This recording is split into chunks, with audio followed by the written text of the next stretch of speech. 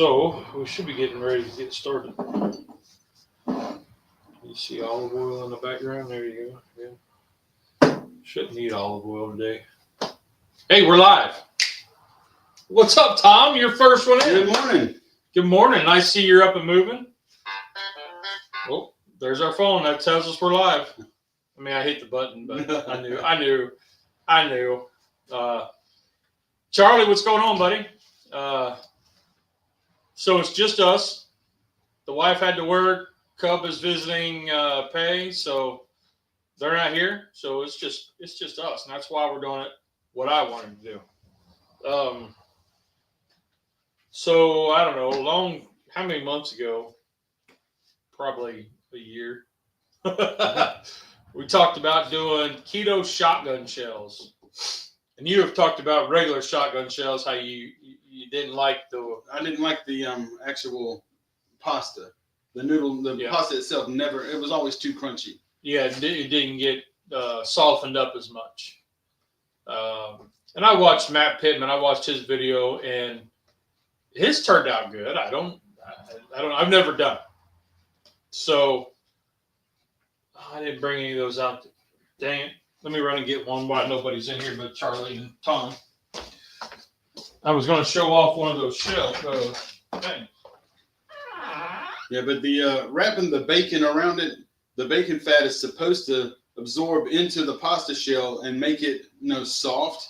But I tried it twice and it just didn't work for me. I watched many videos, so I just frustrated with it. I just never tried it again.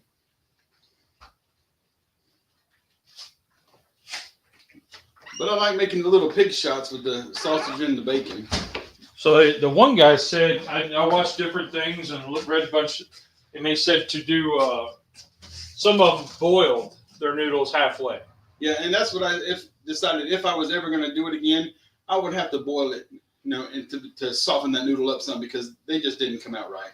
Scotty, what's going on, brother? Hey, Scotty. That was a nice brisket cook there. I saw that this morning. Of course, it was his birthday brisket cook. Yeah, I watched that this morning before I came down here, too. Happy belated birthday. Happy birthday, buddy. Tom says he's done shotgun shells.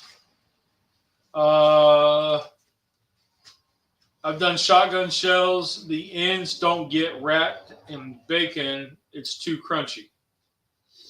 Okay. Well, I don't know. I mean, they look good. I kind of went back and forth about how I was going to do a keto version. And what's this? Did it wrong? Your filling should be very wet. Wrap with bacon. Let them sit overnight in the fridge. And the wet filling softens the noodle. No need to boil. Okay. Been doing it for 45 years. Okay. Because that's the way I did mine. I stuffed mine and put them in the refrigerator the night before I cooked them. Maybe my stuffing just wasn't wet enough. Did you have sausage with the grease still in it? Because that would help with if you have like a warm... I'm sure I drained some of the grease. But I can't remember exactly what I did. But still, I followed that. I stuffed them, wrapped them, and kept them in the refrigerator overnight before I did it. Because, especially the second time, because I was so unhappy with the texture of the pasta the first time. Yeah. So I thought I made sure I was doing everything right for them to work. I just wasn't happy with them. I don't know, but we'll try that, Scotty. I'm gonna have to try the real ones now that I've tried fake ones. And the issue that I ran into was I had in my head that I was going to use these palmini noodles. They're just strips, like they're about yay big. Put it on my shirt so you can see they're about yay big and they're about yay long of hearts of palm.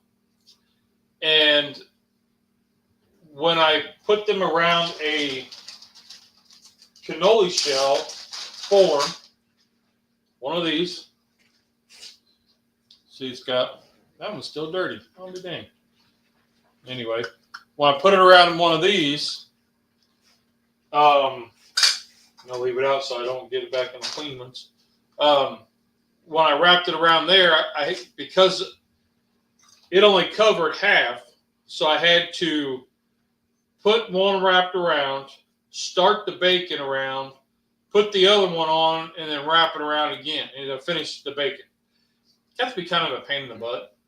And when I cooked them, I did them standing up, and I'll show you a thing on that. And I did them laying down. What was the difference? Standing up got the color all the way around, but other than that, there was no difference. And standing up, they actually, because I wrapped the bacon tight enough, and I didn't grease the form, they held standing up. They release easy? Yes, they were where the bacon had overlapped and got on the form. You kind of had to twist it a little bit to break it loose, and then it pulled right out, and then you had the nice cylinder look. Okay. And to stand them up, I got this thing from IKEA years ago, and it's what do they call it, a pot rack or something like that. So I had to pull the little plastic feet off of it. And then you got this accordion thing that comes out like so. And then you have these, whatever you want to call them, divider or pins that screw on like so. And it's all stainless. The idea was for this is what barbecue guys were doing back when I first started UDSing was they would set this up in their drums, and they could run 1, 2, 3, 4, 5, 6 racks of ribs in their drum versus spending because this was like $6, $7 versus buying a rib rack that only gets you 5 or 4. So I've had this for a while, and I've got another one somewhere in here, or I used to. I don't know where it's at. But first time I used it, and I've had it for years. And it worked well because I could, basically, I should have left that on there, huh? Anyway, so I was able to, with this on there, you screw it down, put this on top, like say this is wrapped in bacon, and set it like that. And it cooked just fine. Everything was great. I had a tray underneath, like a cookie sheet with a cooling rack on top, so all the bacon grease stayed right there. Had it wrapped in foil, but that way I could cook them all up. And I mean, it worked fine. Worked great. The only issue that I ran into was the texture afterwards. I tried where I took some of those palmini noodles, got the griddle hot, and just kind of toasted them. And the texture was better with those versus the non-griddle. Did that affect the pliability whenever you wrapped them? Did it make them break or crack? No, it just dried them out, and it made the texture better. But we didn't stuff them.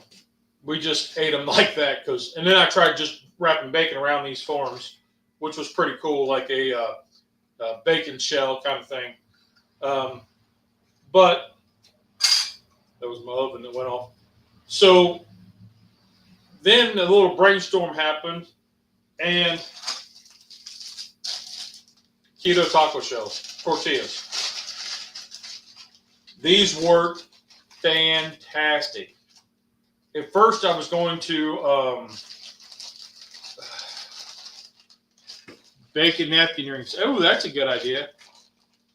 This bacon, high heat, 375, thin bacon. Yeah, I think I did use thin bacon this time because thick won't get it. But when I wrapped this around, what I did is I sprayed the tortilla, and then the sprayed side, I wrapped around like that, nice and tight. Nice and tight. And then I wrapped it in bacon, and then I set it in my griddle, my grill pan like this. Oops, let me get this out of the way. I set it in my grill pan like this, and I was able to get 6 of them. It was a tight fit, but I got 6 in my square grill. So, and then I baked them off at 350 until I think it was like 27 minutes, 25 minutes, 23, 25. What's up, Steven? Hey, buddy. I got to run doing a real great video. All right, buddy. So I did it that way, and the results were actually pretty dang cool. And Cub really liked it because when you bit into it, you got that texture that was more noodle-like. It's really thin though, so like if you were to double wrap the tortilla, right, it would probably be there. So I had to make them ahead of time because we were out of town over the weekend. So this is what I got. So they toasted up really good. Let me get a little closer here.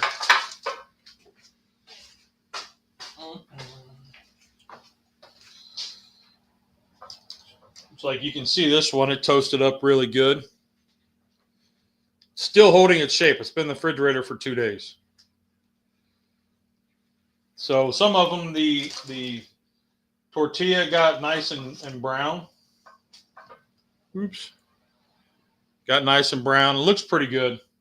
Yeah, that's perfect. So what I'm hoping is that it'll lend really well to, because I when I watched Matt Pittman, he said he'd done it several different ways, and the best way was to.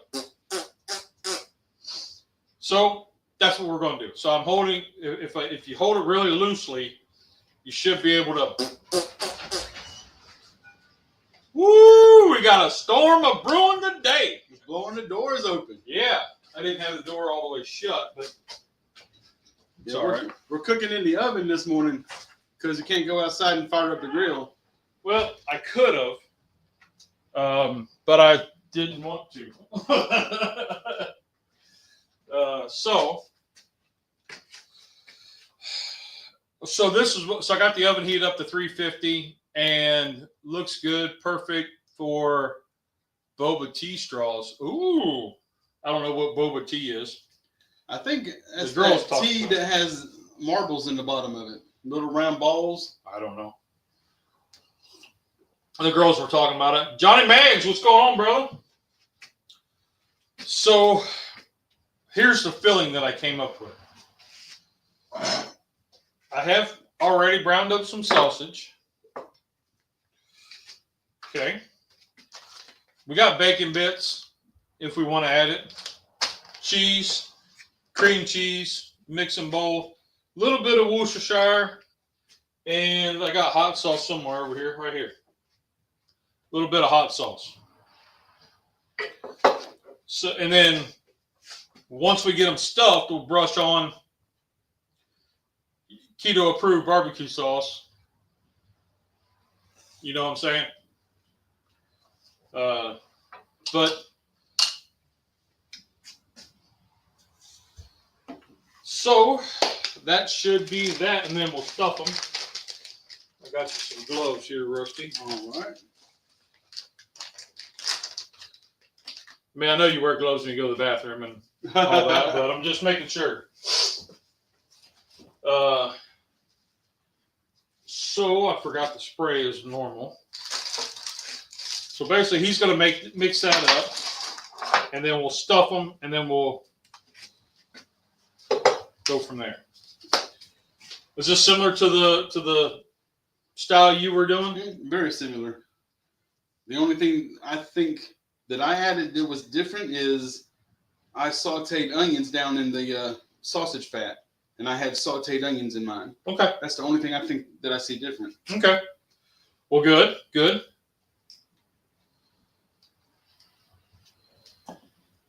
And I went with the spreadable kind just because that's what I had, and I figured it's easier to work with. Yeah, it's just what I had also.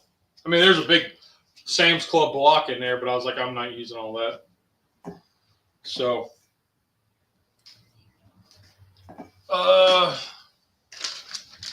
So what do you guys use for filling with these when you made them? I mean, it's kind of wide open, but I kind of like the. I was trying to stay somewhat with the Matt Pittman use, just to see, you know, because he said it works. So, let's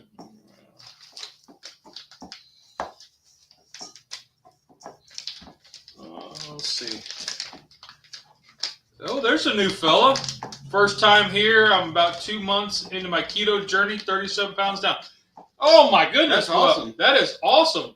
Well, welcome to the Bear Cave, man. So glad you're here. So, in case you since you probably missed it, shotgun shells are normally manicotti noodles wrapped in bacon with the stuffing. We're doing the stuffing similar. It's sausage, cream cheese, regular cheese. We're going to put a little bit of Worcestershire, just a few splashes, some hot sauce, maybe some bacon bits. And then I've got a La Banderita soft tortilla wrapped in bacon. I had previously baked these off, but it goes around a cannoli shell, or cannoli form, like this, and just put it on and go wrap it around, all good. And then I wrapped the bacon around it and baked it off in my skillet.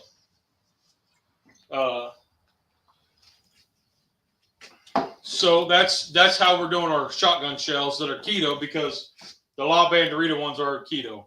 You just couldn't eat a whole lot of them if you're trying to keep within a certain amount of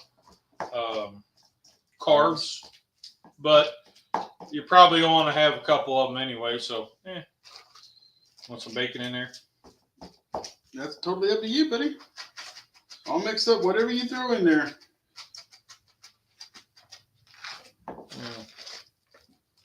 Yeah. All right. And then we'll want a little hot sauce. Hey, Tom. Skyline chili hot sauce. Bloop, bloop, bloop, bloop, bloop, bloop, bloop, bloop, bloop, bloop, bloop, bloop, bloop, bloop.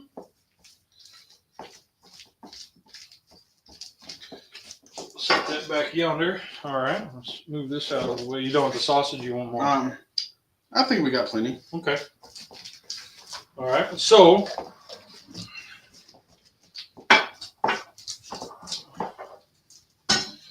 so far, what do you think of the idea? I think the idea is good. I was really impressed whenever I picked up one of the shells and saw how good it held its form. Yeah, I mean, you can pick it up and you're looking right through it. So I was really impressed with that. And using the palmini noodles would have worked. It just the texture when we were eating it afterwards wasn't quite there. Since I'm gloved up, you want me to stuff them? Yeah.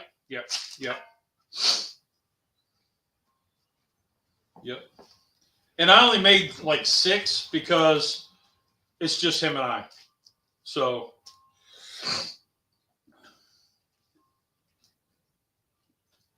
it could be a chore, and it could take a little while. But well, that's awesome. Well, we are glad you're here, buddy. I saw Terry. What's going on, brother? How are you doing?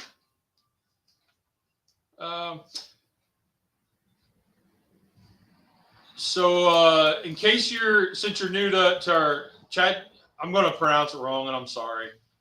Chadka. On Wednesdays, Keto Mike and I do what we call the Keto Show, and we cook live, and it's all keto. Sometimes he cooks and it's not keto. Sometimes, yeah, I cook non-keto stuff. Yeah, I do more low carb, but a lot of my recipes are keto, just because I have to avoid the starches. But that's a whole nother thing. So set it right in there. So you see, you got it stuffed up really good. It looks like a big stogie. Who was that guy? Who Who was that guy who used to always have the stogie and he'd be like, yeah. Karl Marx. Is that who it was? He did them in his black and white videos? Yeah. Little skinny fella. You'll learn a lot. Sometimes whatever stuff you yeah, we'll talk about whatever you don't need to talk about. W.C. Fields? Was that the fella? I'd always seem like it was kind of like the same time as Bob Hope, and he would always go. And I remember he was a black and white game show host, black and white videos back before color TV was out, and he always had a big mustache. Yeah. Yeah. Yeah. Okay. I'm thinking his name was Karl Marx. Chuck E. Cheese started out as a cigar smoking rat. Really? Yep. Groucho Marx. That's what Johnny Mag says. Groucho Marx, not Karl Marx. Yep. Groucho Marx. All right. All right. I was partially there. Yeah, you were closer than I was. So, what culinary experiences did you have this week? Anything? No, not really. Only thing I made homemade beef stroganoff last night. My family's strange. They prefer the boxed hamburger helper beef stroganoff, and I just grew up with the homemade beef stroganoff. And I told them last night, I said, look, I haven't made homemade stroganoff in forever because y'all always complain and y'all want the boxed hamburger helper. So I said, no, I'm making homemade from scratch tonight. I said, if y'all don't want it, y'all ain't got to eat it, but that's what I'm making for dinner. And everybody ate it, and they said that they liked it, but whenever it was done, my crock pot was still more than halfway full.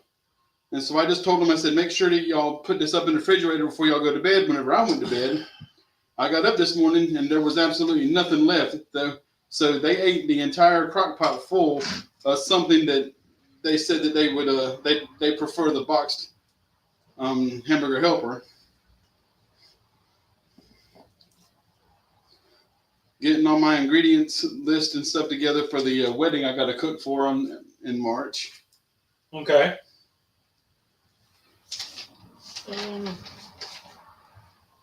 So what I did is I took notes while I was trying to figure out how I was going to do this and started practicing. He actually wrote stuff down, people. Yep, I did. I wrote down different ways I was going to do it. I even drew a couple pictures. And then... They're stick figures, but... Well, yeah, because it was the rack. It was this rack I was drawing. But I had different ways and temperatures and stuff like that I was going to do. So, so then let me ask a question, because we have some guys who cook barbecue and some guys who run drums. So, or they threw it out, snowing like crazy. They didn't throw it out. Marky Mark. That was the first place I looked, was the trash can. Yeah. Snowing like crazy up here. Turkey going on the roaster. Yep. We have this storm. That must be Scotty. No, that's Johnny Maggs. Oh, really? Yeah. Scotty said they were getting a lot of snow too. Yep. We got this nasty rainstorm that came through South Atlanta over to us, and high winds. I mean, the thunder rolled like shook. My garage door shook, and the rain was hitting. I mean, it sounded like it was rough. It was pretty cool though. Thunder was rolling so loud, I was waiting for Garth Brooks to break out in song. Yeah, the thunder rolls.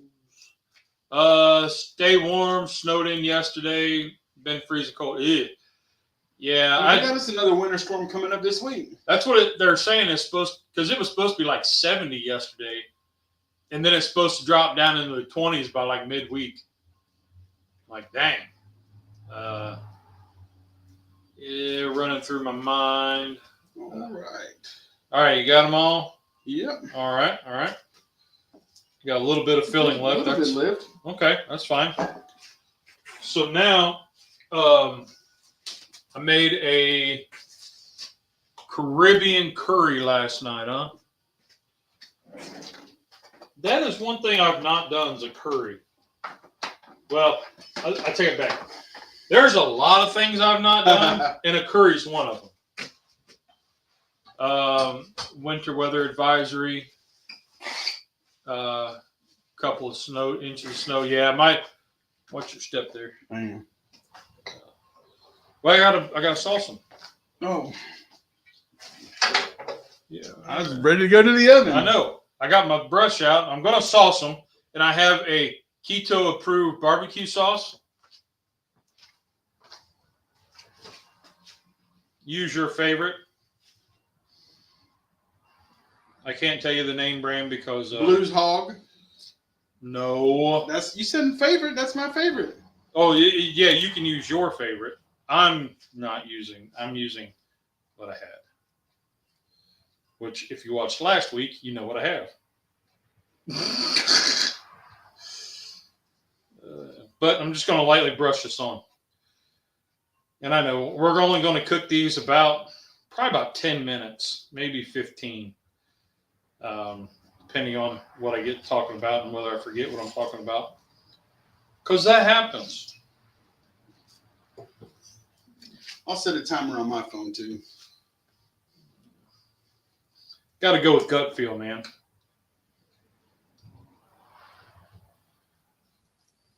Do y'all cook by a timer or gut feel?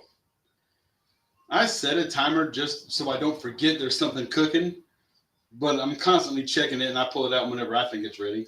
Okay. But the timer that I set is mainly just so like you, I don't forget I got something in the oven, or I don't forget something's on the cooker. Yeah.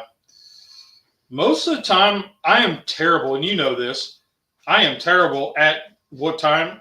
I will try to document, like write down what time something went on, but it's all gut feel. I say, oh, it's time to go check this, or it's not. That looks pretty darn good. What do you think? Yep. Used up all my little bit of sauce there. Okay. All right. Have at it. We'll set this aside. So, what I got asked the other day was, it depends on the cook by temperature. If I'm cooking meat, but I'm baking anything, it's a timer. Yeah, baking, I don't do a lot of baking, but you do go by, you usually do go by timer, and then it's like a couple minutes off of the box time. Should come down for Ohio Egg Fest. New England CBA Triple Crown. Oh, okay. Terry got a new service dog. I saw you had something coming up, or you were applying for one. That's cool, man. So my question was, anybody who has a UDS, a drum smoker, whether it's a homemade, a Gateway, the Bronco, whatever, right? The question I got asked was, if like the Chef's Temp S1 that I have, the probe is like 3.5 to 3 5/8 inch long, and I'm going to do a video on it because I don't know that this question is going to come across right. But the question was, as a UDS user, would you want that probe length longer? Does it make sense? Yeah. So instead of having a 3 3/4 inch, you would want it like 12 inches. And my opinion is no. 2 reasons. The length, because you'd have to take that thing all the way out every time you would start your cook, which you do that with the turkey fryer probe. But this, you'd have to undo the wing nut, pull it out, do what you got to do, then put it back in, and then, screw it back in while it's heating up. Well, there's a fire under your arm. Yeah, so that would get hot. But what I've found is, even running on my drum, the 3 3/4 or 3, we'll call it 3 3/4, right? Whatever, 3 5/8, whatever it is. Running the S1 with the heat deflector, and then I put like my Maverick XR50. I put a probe on top of that. And I put it in the center of the rack. They're very, very within like 1 to 2 degrees, if not dead on. So I don't think you would want a longer probe on that. What do you all think? I mean, you run a drum. You don't have a probe on it, though. But, I mean, just like you, I think it'd get in the way. Yeah. So my opinion on that was I think it's fine as long as you run a heat deflector. And my Ohio State drum, I have a 2-inch probe and a 12-inch probe. They're about 2 inches in between each other, and as far as height, and like one's an inch below the rack, one's an inch above the rack, and without a deflector, they can be 50 degrees off. Yeah. But with a good deflector, they can be spot on within a couple degrees, maybe. So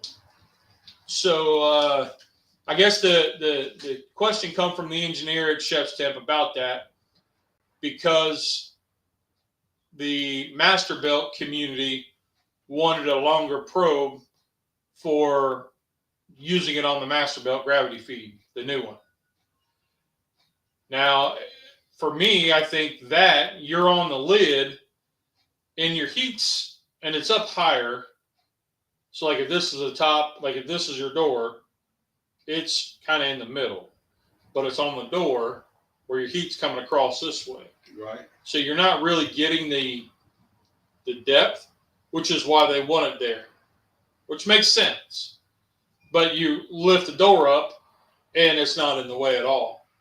So like on a drum though, I think it would just get in the way, and it would be more cumbersome to have to undo the wing nut, pull it out, and then put it back in and put the wing nut back on.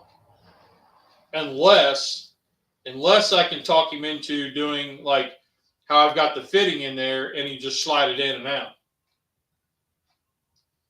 Now, if I can get him to do that to where you screw the fitting in and then the S1 base slides in and kind of locks, then I could see it as a functional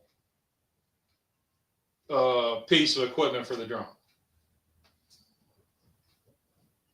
And I'm working on, that was part of my other notes here, is working on what I would want to show with that, with the S1, how you would have to do it to make that work. But just kind of wanted to see what other barbecue guys who run drums are, what they thought.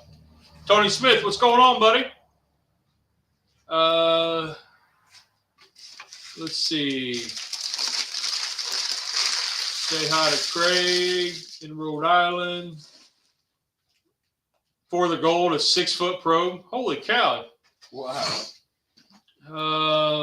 Longer's not always better. You're right. It's not. Yeah, that depends upon who you ask. Yeah, that's what she said. But it was kind of one of those that, as I was thinking, and he had some good points, but I think the type of cooker that you're using it on would be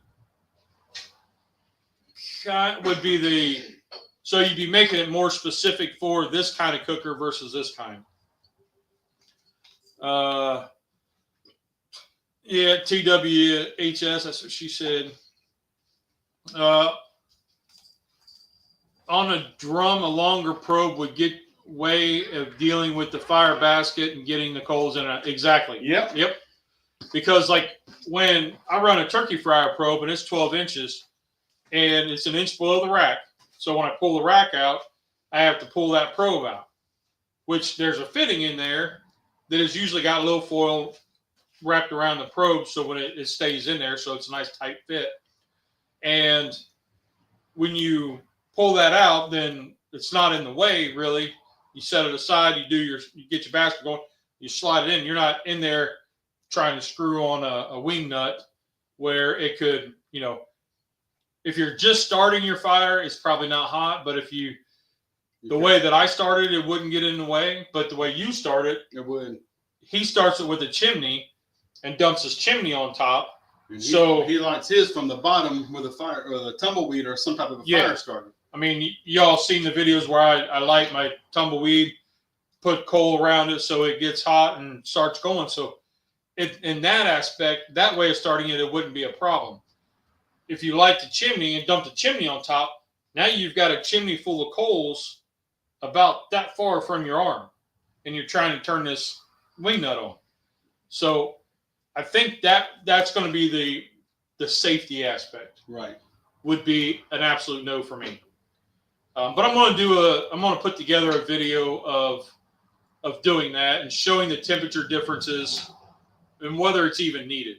Like I think I wrote down that I would run it without a heat deflector with the two probes and see where you're at, the Maverick and the S1, and then let it run for a while and then put in a heat deflector and show the temperature change.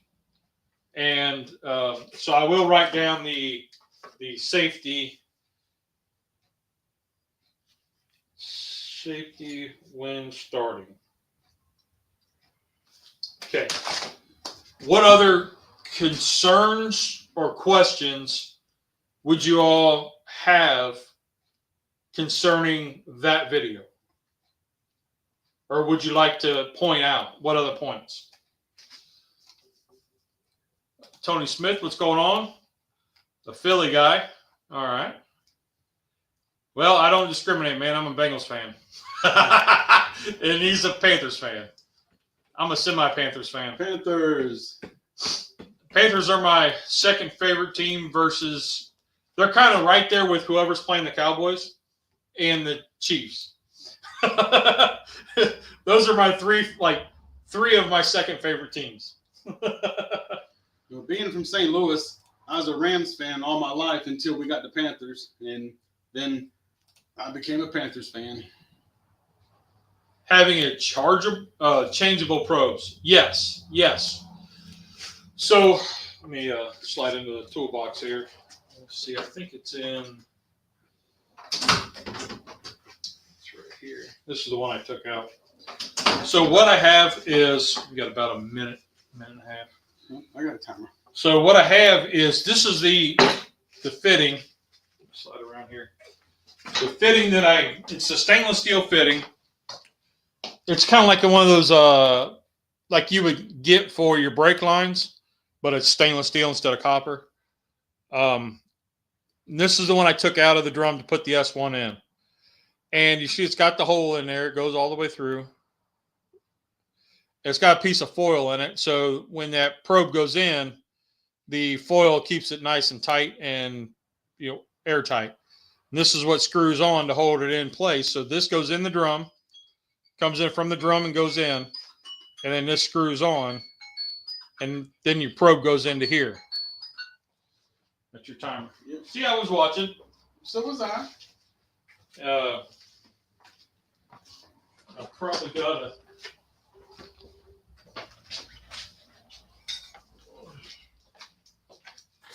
So this is a turkey fryer probe, and so this is inside the drum. This is on the outside. Rex and Rex, come on. And then this screws on. Come on, buddy. Back up. and then this goes into there. And the foil's messed up and in the way. And it goes in like that. So if the S1 was this far and had this piece already connected and stayed in, and this was the probe that went in and locked, then I could see it as a functional piece. Where if you're doing it like I was saying, and you got to wing nut this off, why? Like you got to put this in, then wing nut it on. Then you're in here with the fire, and you know you're going to burn your arm or beard. Yeah. So that's what I'm thinking. Somehow I get the feeling the probe that long would get hit or bent or broken. So this is what I run, and I don't have any trouble with it. When I start my drum, I pull the rack out, I pull this out and set it aside, and you know, usually on top of the rack, and then because that's taking it out in order of what I'm getting into, then I reach in and I grab my heat deflector and the rack that's holding it and set it down beside the probe.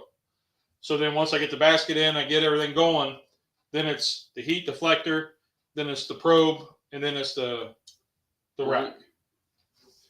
So I don't see, if this is underneath your cook rack, you don't have a problem.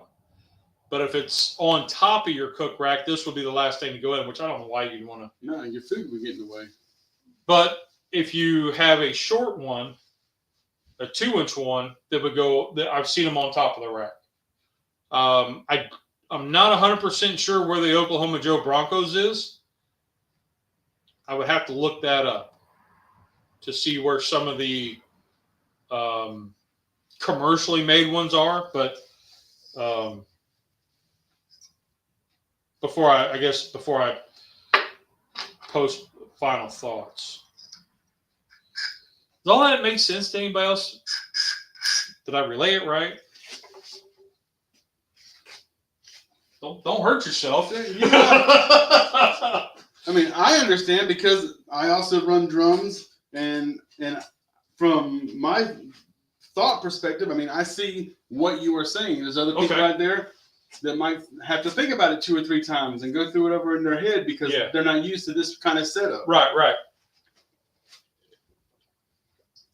So I know, like, on a WSM, yours is up in the top. So you would want the shorter probe because it's in the dome. Unless you went in and added added this to the center base or the center chamber. So I don't know. The thought process is not somebody that's going to spend, the $500 and then take a drill to it. Right. Unless they're adding the grommet to run the wires through. That's a mod that people do.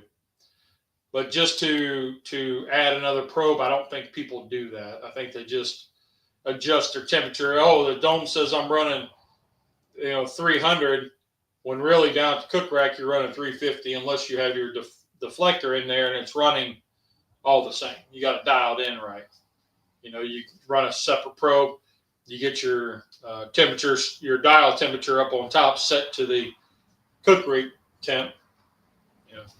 But I don't know. Let's see what Tom says about fell over. Somehow, okay. With the probe that long, these nuts working like they do, you won't need to pull it out all the way, just enough to. So what I found is if I pulled the probe out, let me get my visual. So say this is the drum, okay? So if I pulled it out just far enough to get into the basket, now it's hanging out here. I have bump into it, bend it, break it, knock it out. Yep, I have done that. And if you're into a $70 or $80 probe, that's a bad day. That's a $7 probe. It's still not a good day because you're like, damn, you do cuss a bit. So as far as that goes, I have done that, but I have to make sure that I'm like on the backside of the drum where I'm not in the way of touching it, like where it's not in my way. Because subconsciously, if I know that it's there, even though I'm the other way, I'm still going to screw it up. So I just remove it altogether. But so I see where they were talking about on the Masterbuilt and on some of these other grills that are smokers, like an offset. I can see where it's on the door and you lift it up and it's, you want to be a little bit deeper. So I see that. I just for the UDS, I'm not 100% sold on that. But like I said, if you guys got any other little thoughts on things to try or even thoughts on it, let me know and I'll write it down and I can compare. I mean, it's kind of a simple, silly thing, but is to have the interchangeable probes, swap out short ones for long ones. Yeah. Yep. And for I think you could do what I in my mind, what I would do if I was a manufacturer would be you put in what style of cooker you're going to cook on and have them set for that. Like your standard size fits a Weber kettle. It fits a UDS. It fits, all these grills. And then if you want specifics for the Masterbuilt or for, an offset, then you could do that. But it would be in relation to if it's on the lid, where the probe port goes into the cook chamber with the lid closed, where it's at with the second rack. Does that make sense? So if I close the lid, where's the probe port in relation to that second rack? Because I don't want to go deeper into that if it's in the way of cooking on that second rack, because that'll throw off your temperature because you're reading the coolness from the meat or the over insulated from like a pan. If you do a mac and cheese on the top shelf and this comes down, now you got a hot pan and it's radiating heat, you're going to get a little different reading. So maybe I just think too much about this stuff. I don't know. But if I would do it, I guess if I was going to go this way, I'd say, here's your two options of probes, like size of probes, lengthwise, and specify what cooker, so that way you can give recommendations, I think. But, I don't know the average guy would do that. And I'm thinking this is geared towards more of what I call the office keyboard pit master. The guy who's in the office and then wants to know, have all the latest engineering tech and all that stuff. And I don't know that they're really hands-on drilling a hole and all their stuff. And, a plug and play kind of guy is what I'm thinking. So as far as a plug and play type deal, you would, I don't know. Just something I was kicking around and I wrote some notes about. So, but yeah, so you guys got, different kinds of cookers. So, I mean, the S1, it's a fantastic thing. I have been invited to be an ambassador. So I do have a discount code and link and all that, but I'm supposed to get I don't know, was it 10% or 15% of sales? But I think it was 15. Yeah, but it's I'll probably get an email in about a month or two saying, hey, you're done. But you have generated negative $300 sales. Yeah, you're not worth our time. So I don't know. But I don't know. I think it's the more I use it, the more I really like it. Because I'm finding that I'm able to keep track of everything while I'm doing other stuff, which, like I said, I always went by gut anyway, so that's a bowl.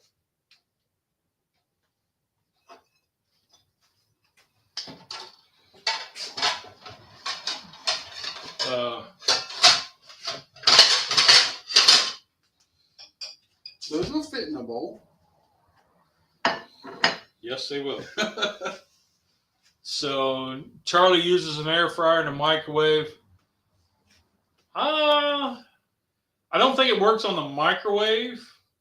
Well, it might work on the air fryer if you drill a hole in the drawer. Just slide the whole unit in the microwave. Close the door and turn it on. The air fryer? Yeah, I mean the air fryer. Oh. Don't drill a hole. Just slide the whole unit in and let it sit there. No. I mean, it's supposed to be, well, I don't know how. I think the pro part goes up to like 1,000 degrees or something like that, but you're not going to get an air fryer that hot. The plastic won't get that. Plastic won't last. So anyway, that's kind of what I was thinking.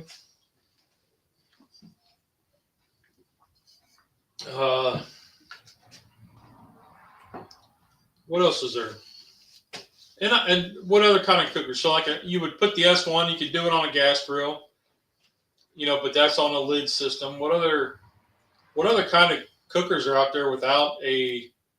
I mean, if you're Tom Horseman, you'd put it on the outlet of like he put his on the outlet of a pellet grill that had a stack.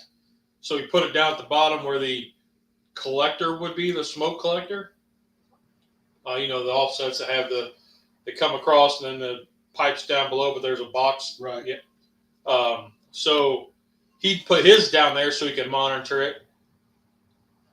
But there you wouldn't want a long one either, because it doesn't really control anything, because you're not trying to control the heat. You're just watching watching the temp, and then whatever. If you have the probe connected to it, then you're watching your meat temperature. But I don't know. Just some weird, odd stuff I'm looking at. Yeah, it's a cool little gadget to play with, but for people like us who are constantly cooking, been cooking for years, have every other gadget there is out there, my wife would not let me spend the money to buy one whenever I have so many other gadgets that do the exact same thing. I got so many other thermometers and temperature guides and stuff like that. She wouldn't let. For somebody who has a bunch of that stuff already, there's no need to spend the money to buy another one. Yeah, and it's one of those. Somebody just getting into it with a brand new system, it's a great toy to put on your new smoker. And it is one of those things that I know. I've been cooking for a while, and I go off gut feel. So I think it's a really cool gadget and thing to have. I don't know that I wouldn't buy it. If they wouldn't have reached out to me, I wouldn't buy it. I'd be like, yeah, that's really cool. It's kind of like ThermalWorks has got one now, that RFX or something like that. But they've got one too. I wouldn't buy it. I mean, it's just me because of the style of cooking that I do. And I kind of know where to set my vents, especially on the Weber. I can set up the Weber depending on what style of cold basket I'm using, whether the whole big one with pizza pan or the Broen sear. I know where to set my vents, and it holds 300, 325, or 350, whatever. I'm within there. I'm good to go. Whenever you and I are out doing competitions, the only reason that we have thermometers in our drums and in our meat is just because for the just in case factor. Yeah. Because if it wasn't our competitions and we're turning this stuff into judges, we wouldn't even need thermometers. We do this so much. Yep. And pork. I mean, so I guess my thinking, like I don't know that I should have thought this all the way through when I went for the brand ambassadorship, but everybody's got their favorite probes. If somebody's looking for one, I can recommend them. Like this little thing here, it's their Pocket Pro. It's like $30, and it is awesome. I've had it for a few years. I did an unboxing video and a review, and It sits right here. I use it all the time. I love it. I really do. The battery holds up really well. It's got an open charge port. Here, I'm going to sell it. But it's a Type C, and I charge it once every 6 months. It holds a charge. And I use it a lot. I really, really like it. The only thing I didn't like was kind of how loose this was, and it's kind of tightened up a little. But but other than that, I really like it. I haven't had any issues with it. So, and my instant read I use is that ThermoWorks, and the only thing that I wish it had was the charging port, because those things I got to take off my rubber protectant, then unscrew the battery compartment, replace the button battery. It's just a pain in the butt to replace the battery. Granted, I don't got to replace it very often, but it's just a pain in the butt whenever I have to. It would be nice to be able to just plug it in. And ThermoWorks has one of these too. They're Thermopop, but for $30, and you get the different colors. I like it. It's pretty cool. Get your little charm sticker to put on the back of it. Yeah. Let's see. Instant read thermometer broke. Hey, look in the description of my last video. There should be a link to my thing. And I'm not going to push the high-end ones. If you want the S1, fantastic. It's like $70. You can buy an extra base for $30, so you could have it on 2 different cookers. I don't have it out here, do I? Nope. It's inside. The Pro, was it the Pro Temp 1? I really like that too. It works really, really well. For a wireless probe. We need to do it on rotisserie. That's coming up on a video at some point. Doing it on rotisserie so you can see it going around and around and around. Yeah. And let's see. I got an Inkbird instant read thermometer. Love it. Yep. See, that's where I'm like, I don't want to be trying to push you to buy something if you've got something you already like. If you're like Charlie's in the market for one because his broke. $30, or you go to Walmart and you buy one and you're buying it for $15 and you're buying one in 3 months, 6 months, I got a 6 Pro Inkbird. It works great. I don't have an instant read Inkbird, but my 6 Pro Inkbird works great. Yeah, and Scotty got that ThermoPro, and I was like, man, that looks really cool, and he really likes it. But I have my Maverick XR50, fantastic, no problems with it. And then Chef's Tim sent me this one, so I really like that S1. The S1 I like, and the Pro 10 Plus I really like. So, to go buy another wireless probe, when majority of my big meats I don't need an exact temp unless it's chicken or right. And even then, I've got the gut feel to say I'm running 275. A normal 5.5, 6 pound bird is going to run me about 3 hours. If I'm running 250, that's a 3 hour cook. Given. I'll go out and check it at about 2 hours, just see where I'm at. I got another 60 degrees. All right, cool. That's going to give me another hour or so.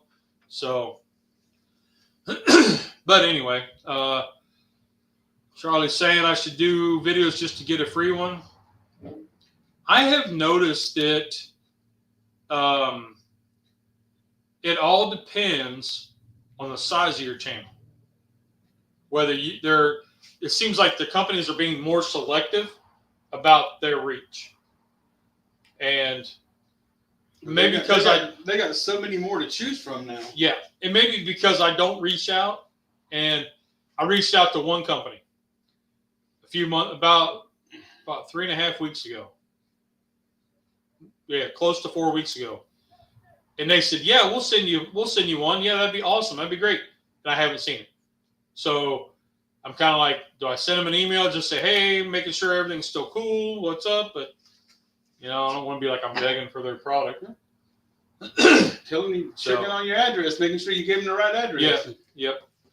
Do videos where you either burn or undercook your food because you don't have a thermometer.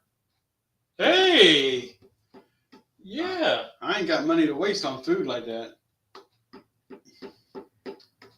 Well, if I had an instant read, then I could cook my burger too. The Beyond Burger, right? How I cook the Beyond Burger is still one of my most popular viewed videos, and I'm going, that's crazy. But if I had a instant read thermometer, I could pop it in there and see what's going on.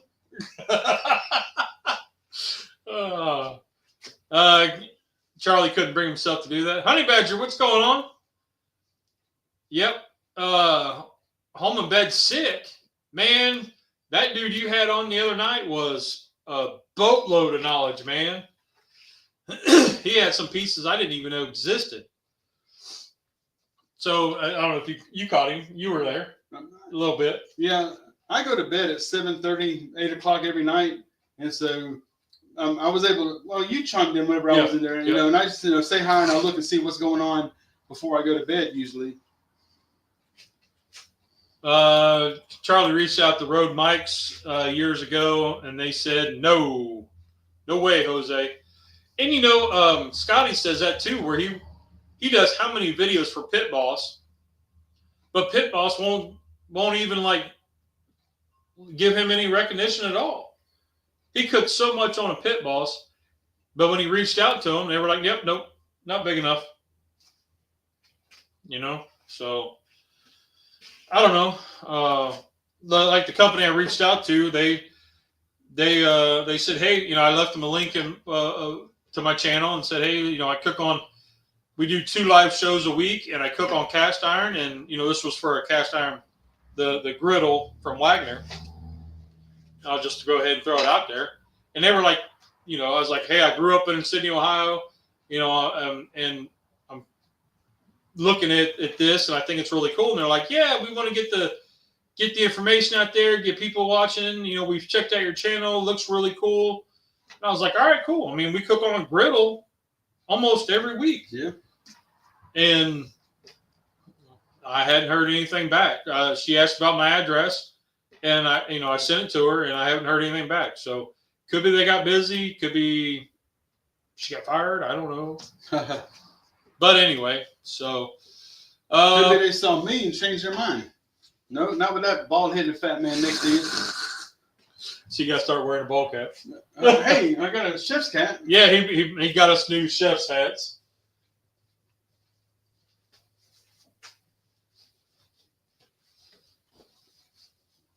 I'm glad it has an elastic band on it. We may have to whiten that dude out because you're going to lose blood flow to the top. Oh, but it whites out with the lighting. Might have to. Our lighting is always a work in progress. Yeah, I tried different stuff, and I don't know. Maybe my daughter will learn something about lighting in her schooling. So Tom probably made him sick when he was up his way yesterday. Pit Boss and Blackstone have the reputation of not doing sponsorships much. Yeah, and I wonder, and I haven't asked him, but Lep just did he started a new Facebook page, and I wonder if he got picked up by the Griddle crew or if he's just, doing the Blackstone thing like he was doing before. I know Blackstone's very picky on who they put on there. But. And I've been toying with the idea of starting up a Blackstone channel and I was going to call it Blackstone on a Budget, and go to the grocery store, only pick stuff up that was marked down and on sale, then bringing that stuff to the house and making a meal on the Blackstone. I mean, I got 3 of them to choose from. Yep. And just calling it Blackstone on a Budget and just making meals out of cheap food. Yeah, that'd work. You could even use that. Because you got the little Pit Boss. I do. The little Pit Boss, little 17-inch. Little griddle. You could do and then just Budget Stone. Budget Stone. But whenever you and I were talking, now you told me that's pretty much going to pigeonhole me into one particular thing. Yep. So if you wanted to put barbecue stuff on there, then it's been a thing where, it's if you were going to do barbecue, then your Blackstone viewers would shy away. Right. Versus, you do like Charlie's has got barbecue in his name, so they would look at him for barbecue recipes, not Instapot or air fryer. Right. If you have air fryer in your name, they want you to be all air fryer. Where my channel's got the underscores in it, and they don't know who I am. So I did get the name changed, so I'm hoping that it's able to be found a little bit easier. I don't know that it is. What's that say called? Rusty what? Chef Rusty RD. Like Chef RD, but Rusty RD. So, all right. Well, these have cooled. Let's go ahead and get one plated up here. What do y'all think of those? Those look gorgeous. That pan's still warm. Subscriber Charlie thinking he'd only cook pickles. That's my daughter's kind of page. She's subscribed to that because she's a pickle-holic. Well, when she finishes the pickles, she keeps the jar of pickle juice still in the refrigerator because she just drinks pickle juice. Yeah. That looks good, don't it? It does.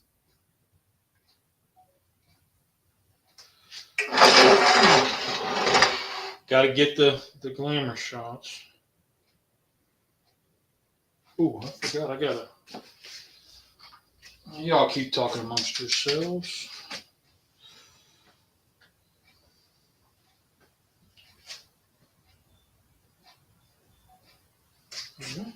Makes a big difference having that light. Alright, so always have pickles fermenting.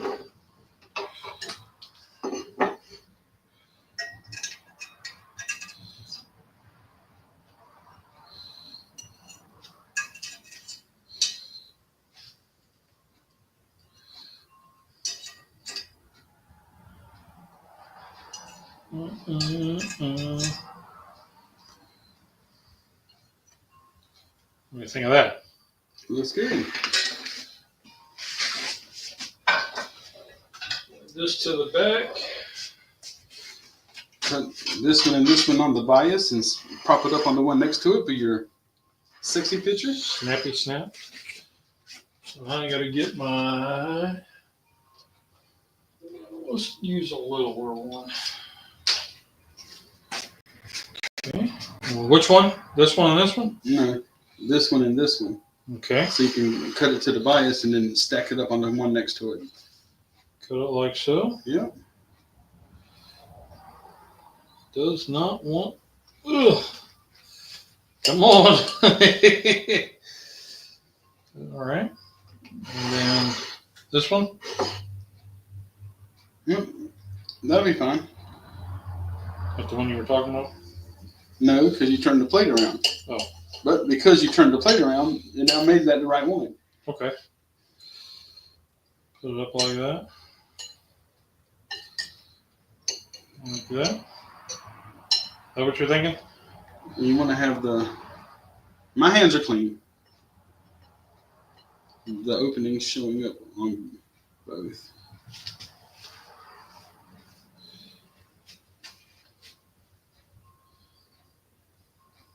Perfect. Well, you can get it up some.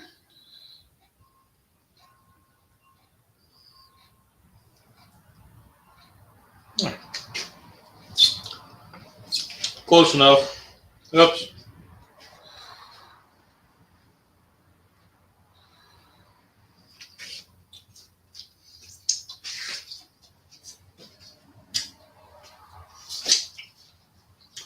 Well, that looks pretty darn good.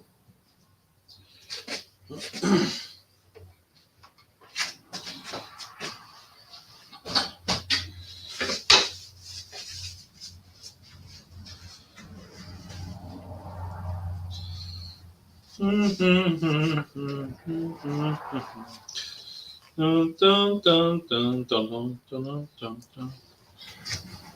right.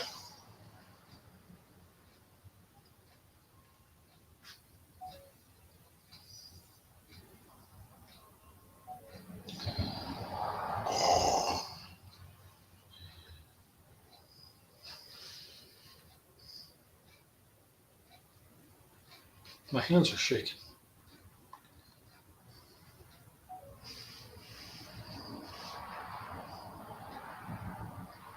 Those look good. All right, well, I didn't use a light. Daggone it. When it takes longer to take your picture of your food than it does to make the food, then yeah, something's wrong. There we go.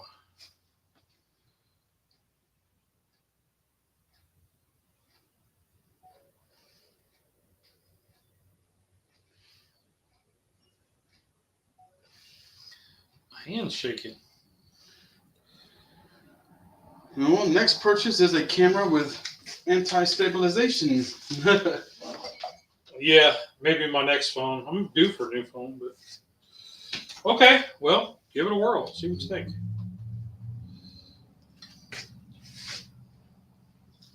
I can tell the texture's pretty good. You don't think?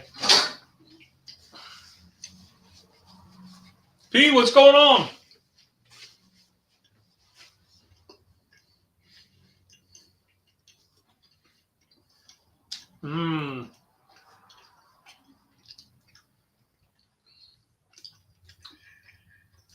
Okay, the flavor's really there. The thing I'm looking for with the texture, that does give me the texture of a noodle. Like an al dente, just under al dente noodle.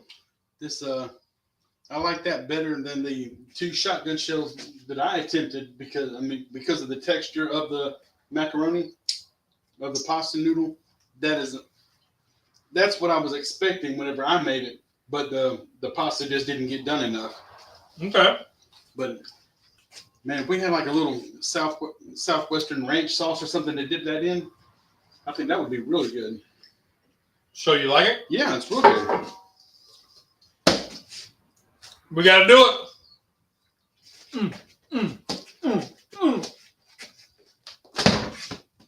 He likes it. Everybody's like, what the hell? It's a little thing I do for anybody new if they're still in there. The old icky shuffle. I think that I like the icky shuffle. Yeah. Mandy, what's going on? Using that tortilla, and then it baked, and then the moisture from the end, the filling, loosened up, so then it does give you that feel of a noodle, like a just under al dente noodle. I'm pretty impressed with that. Yay me! So awesome. Good job, buddy. Thank you. Pretty impressed with that one.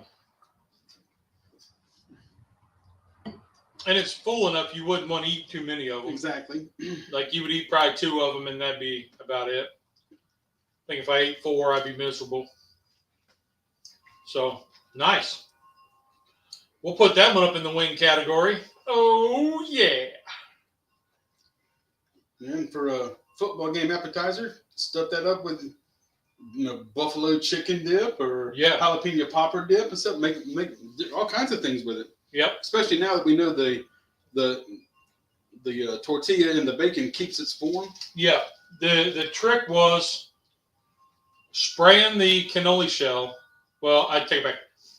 The cannoli shell form, a soft tortilla. I used the La Banderita ones, keto ones. Sprayed it with olive oil, put it on, rolled it tight, and then wrapped the bacon around it. Thin cut bacon, put a little seasoning on it, and baked it off. About 23 minutes, I think it was, 25 minutes at 350. And they toasted up. Basically, whenever the edges got toasty.